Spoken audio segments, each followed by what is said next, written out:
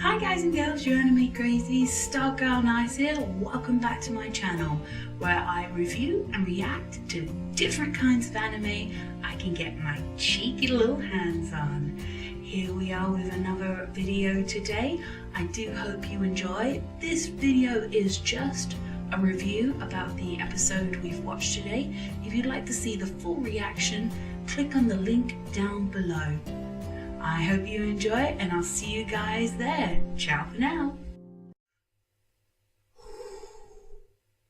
Oh my gosh, can I breathe now? This episode, I completely forgot how intense this episode gets. Oh my god, I just only remember the fight between Midoriya, Todoroki, Ida versus Stain, their fight, and that's all I remember from it, but oh my god. The bits leading up to it, bits leading up to their fight, the fights during their fight, when the Nomu almost kidnapped Midoriya, Stain saved him, Stain's intensity, oh my god, all of it. You could barely breathe in this episode. It was drowning. But in a good way, because it really built up the intensity of what the situation was. Wow.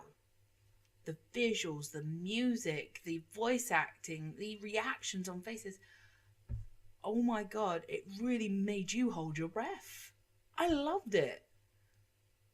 Because you could tell how intense and how huge this fight was. And how powerful Stain's aura, pressure, presence can be. That's absolutely mad. But in a good way. Brilliant mad. Wow. Whew. I can breathe now. It's incredible. Well, let's see. Visuals. I love the slow-mo of Ida getting up and talking about how he has to stand up and fight. And saves Todoroki in the process. When it went slow and then suddenly speeds right back up to normal. Fantastic. And the music, oh my gosh. From hearing Endeavor's theme song, I have to admit Endeavor's theme song is pretty good. And it suits him. I'm not an Endeavor fan. I will never be an Endeavor fan. He may be a great hero, but he's an absolute jerk. So, can never be a fan of his. But I like his theme music. And music as well, speaking of the part where Ida is apologizing to Todoroki and Midoriya. Oh, my heart. Oh my gosh. That piano music going along with Ida crying, it's... My heart. I couldn't handle it. It was beautifully done there. And back to visuals of the part where Stain is asking them to fight him once again, and you could see the pressure going around everyone. It's not just the music and the reactions, faces, you literally see it in the visuals, the darkness of red, the line showing the pressure, and then everyone seeing him with the eyes, or red eyes, telling them that All Might's the only one's allowed to kill him. It's just wow. And that pressure is not just facing everyone who's looking at him. Even Midoriya's seen it, and he's looking at the back of Stain. So that just shows how much the pressure is. Not just for the characters feel it too, us audience members feel it, and it's absolutely insane. This episode is beautifully done. I have to admit, it is one of my favourites out of the Stain arc. It's not just the battles, it's the music, the intensity, the scenes. It's just wonderful. It is wonderfully done. It's not a happy episode. It's a dark episode, I have to admit. But it is beautifully put together. Whew. Well, now the characters. I mean, we got a lot of focus on Ida again, and a little bit of Todoroki and Midoriya. We're just talking about the class of 1A, but then other characters, we've got a bit of Endeavour, Gran Torino, a lot of Stain, and only a tiny bit of Shigaraki, if I pronounce his name right. Only him having a tantrum about his Nomu. But you kind of get a sneak preview of him reacting like that. It's going to lead into what's happening next. Him having a tantrum, basically. But Ida. Thanks to Todoroki, and kind of thanks to Midoriya in a way, there was a huge butterfly effect. I said that in the episode, and I'm saying it now.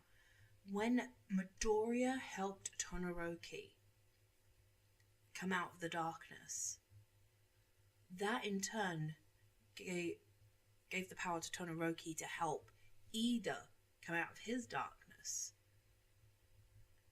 Because Todoroki knew what Ida was going through in a way of sinking into the darkness.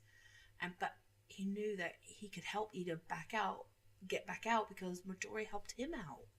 It's just a huge, I love this one person helping another.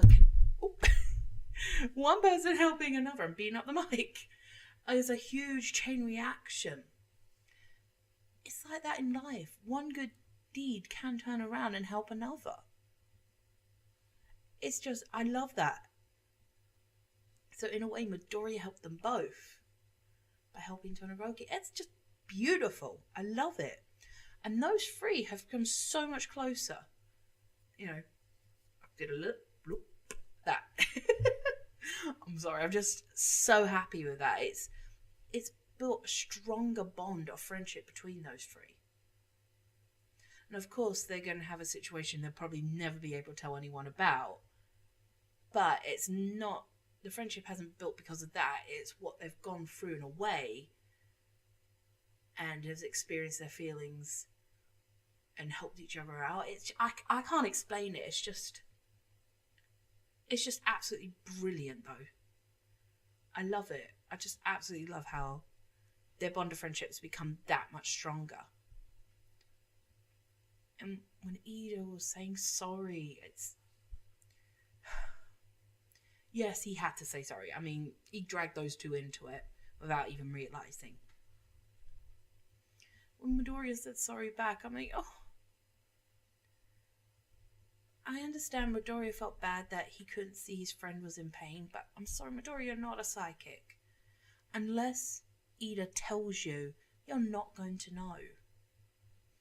Yeah, you can see him upset and you want to help, but if he's not asking for the help, how are you going to know?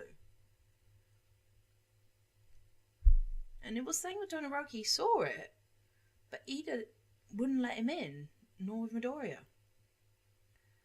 So I think Ida needed this huge wake-up call from these two. And I love Todoroki's reaction, like, get it together, you're the class rep. It's like, oh god, have a little chuckle, break the ice, thank god. And then it went right back into intensity again when that Nomu showed up, almost kidnapping Midoriya. So you only get a tiny icebreaker throughout this episode. But these three characters in this whole episode, bloomin' heck. And then Stain. Oh my dear god, Stain! His intensity to battle. And as Todoroki said, he was getting desperate. Stain is used to one-on-one battles. So having three heroes going against him is something he's not used to. So that's why he got desperate.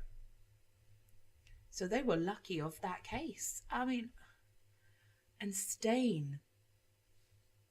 We only got to know a little tiny bit about his character, but in the episodes to follow, we're going to learn more about him. But just in this episode, you can tell that he wants the world to be perfect of heroes. Heroes just being heroes, not heroes to make money.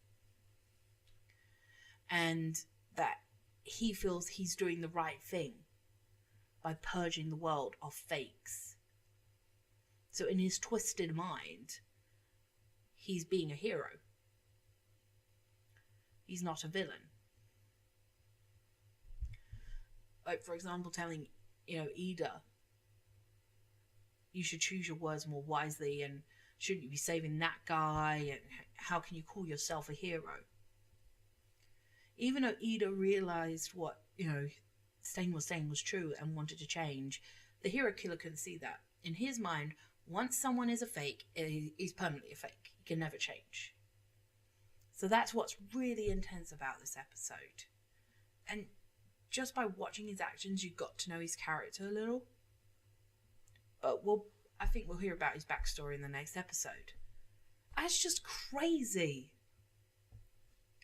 And then you got to see Endeavour and Gran Torino's battling skills. How Endeavour can climb up walls with his feet, shoot out spears of fire, change his fire to blue, intense. And I do believe that's why people think, because I've already reviewed season 3, I'm going to say this now. I think that's why people think Darby is related to Endeavour because of the blue fire. I'm sorry if that spoils it for anyone. I should have spoiled alert that one. But do we really need to? I think that's why everyone thinks that Todoroki and Darby are brothers, because of Endeavour's blue flame. So, there we go. And Gran Torino's fight, when he said, "I didn't mean to break the floor. Oh dear God, how powerful are you, Gran Torino?" He's been out of practice. Oh dear God. You can only imagine how strong he is. I think if he really got into the hero work professionally, like, All Might and Endeavour, he could have been in the number 5 of heroes. You never know. That's how much we know about Gran Torino. Breaks the floor because he's out of practice? Oh dear God. Wow. Well, this review's been going on for a bit too long. I apologise. I just can't get over this episode. I have to admit, it's probably one of my favourite episodes out of season 2. Probably out of the Stain arc of season 2. And then I think the next a few episodes we're going to watch more of Interning of Others, and then it's the exam arc. So I think the Stain arc's pretty much finished now, as the episode said, climax. And wow. I mean, leave your comments down below how you felt about this episode, because I really felt that this episode was quite intense. And there was so much on about it. But I loved it. Just kept your eyes on the screen, blood racing, pumping. It was, wow. Absolutely brilliant. Well, that ends it for me, guys and girls. Otherwise, I'm just going to ramble. So don't forget to subscribe, like, share, and hit that bell so you know about other videos. And if you want me to review any other anime, leave it in the comments down below. And I'll see you guys on the next video. Ciao for now.